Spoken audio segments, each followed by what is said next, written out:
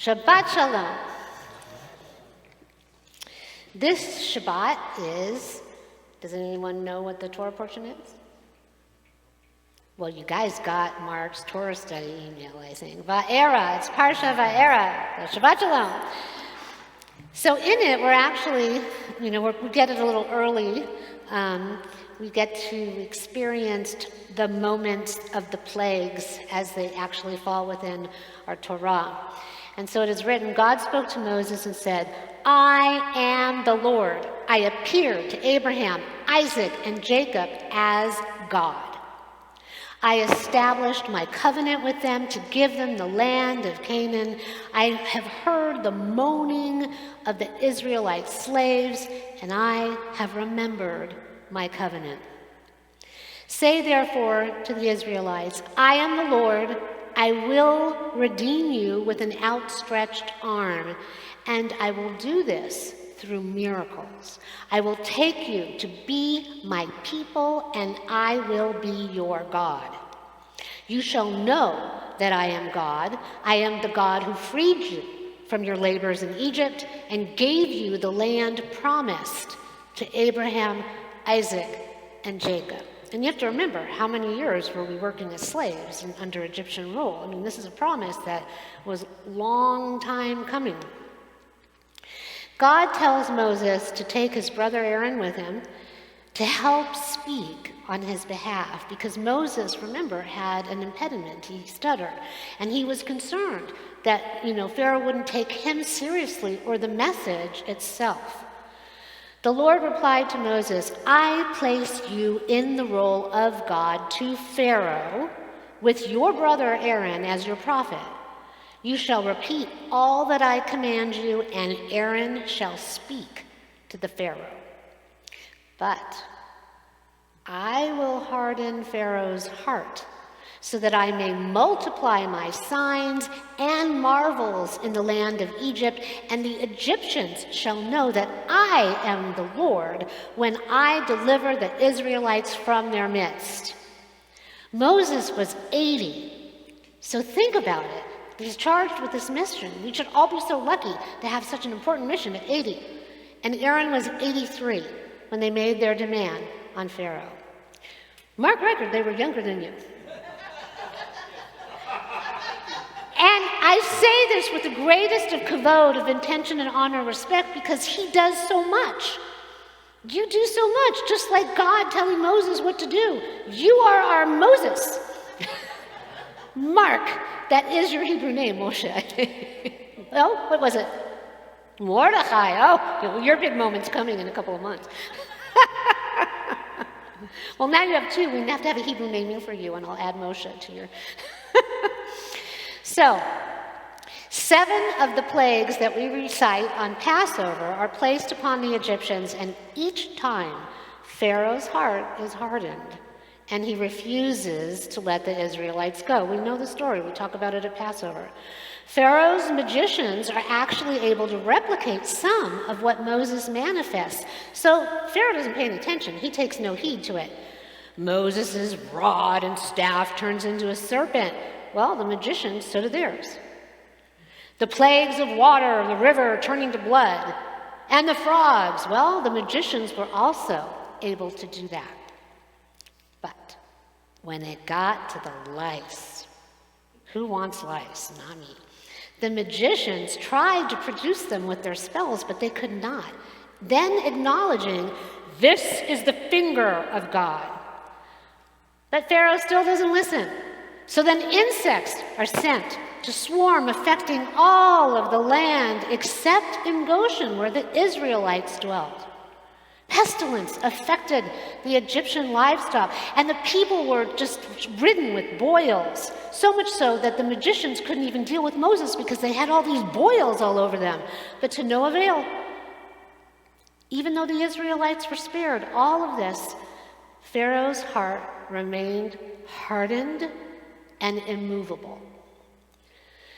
Have you ever encountered a situation, and this is where I like to take the Torah and make it valid and real for today, a situation with someone where no matter how much you pleaded or tried to make sense to them, they wouldn't listen. Anybody experience that? Even if it's to their own detriment, they won't listen. Anyone experience that? It's not that you're arrogant or all-knowing, you just have experience and you know, but do they want to hear it? No. Do they want to listen? No. In a sense, they're hardened to your message. God says he will harden Pharaoh's heart so that his miracles will be manifest and people will know that he is the one true God. And yet, you have to wonder, why do we have to endure all of the pain and the suffering and the chaos and the drama to get to the promise? The miracles, the signs, and the wonders are there.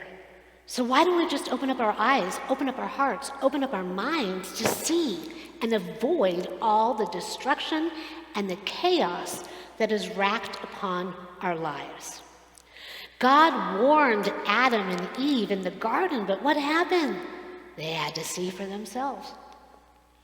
Maybe it's human nature to need to take the more challenging path in order to experience the hardship, because in doing so, that's how we learn. Buddhism states that we should suffer so that we can know happiness. And this actually holds true in Judaism and the mystical side in Kabbalah, because the Kabbalists believe that we should accept hardship.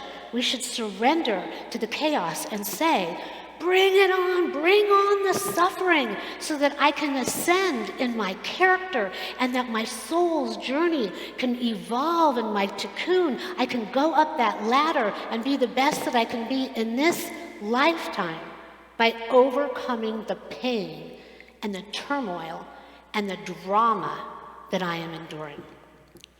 For some, though, maybe it's just all a part of God's ultimate plan. This is what happens, this is what I got to deal with. Okay, let go, let God, I surrender, I'll deal with it. Lessons are hard and they're difficult to endure. But when we come out on the other side, we are actually better for it for having overcome the challenge. How many of us have ever experienced that? As much as we try to warn another person that we love of impending peril, because we can see it, it's their lesson, not ours to learn. It's theirs. The sad thing is that while we're all in this life together, other people's lessons affect our lives when we live alongside of them. In the end, we all have combined challenges to bear. Have you ever felt affected by somebody else in your world, in your life, that's going through something and they just don't get it and all that schmutz is on you and you're trying to help them? We are in each other's mishigas, but we have our own lessons to learn, both as we experience it with someone that we love, they're going through it, but also how we choose to adapt to it, to influence it, to accept it, and to try to all grow together. That's how our souls evolve, in relationship, in partnership, in community. So with Pharaoh, as each plague was rejected, the Israelites and the Egyptians were subject to such extraordinary peril. Not the Israelites, though. They saw it. They saw what was going on, and they got to experience that they were spared and that was the miracle. But they still observed what was going on. They were still themselves, in a sense, even though the miracle was there, living under the cloud of chaos.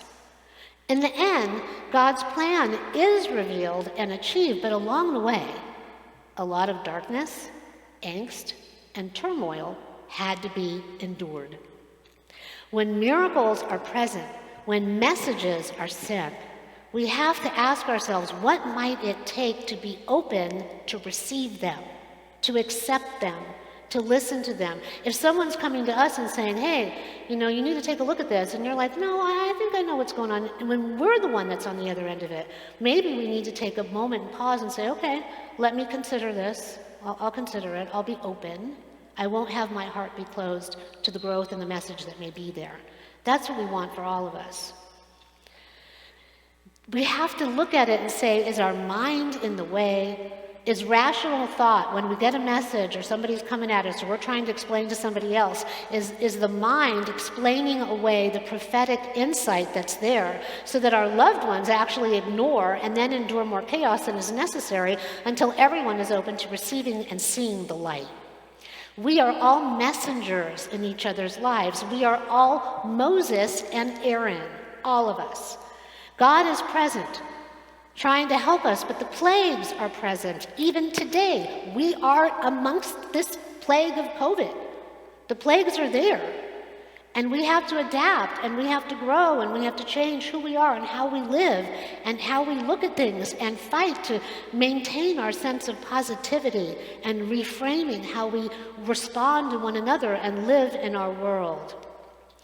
So as we begin this new year, let us remember that even today, these plagues remind us of the fragility of life, how precarious it is, and what a gift it is.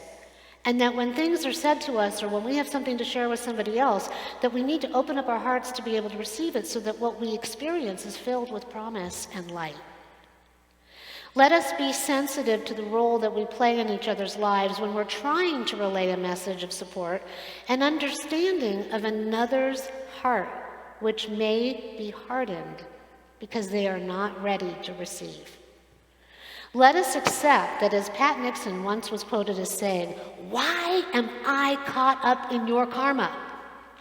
We are all souls entwined in each other's lessons, in Judaism, each other's tikkun. And the burden to bear is actually collective. The promise can only be realized when everyone participates in the plan.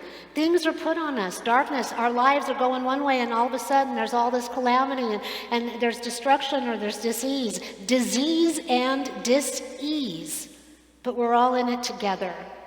And when we can approach it with an open heart and a willing mind, when we can surrender our ego and our personal agenda of how we thought it should be or how it could go, and just understand that actually we need to go with the flow, rise above our own selves, and just be open to something greater, we can then reach for the miracle.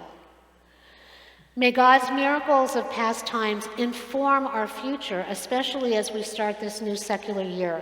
And may we find the blessing that was promised with a willingness to remain open and fully receive.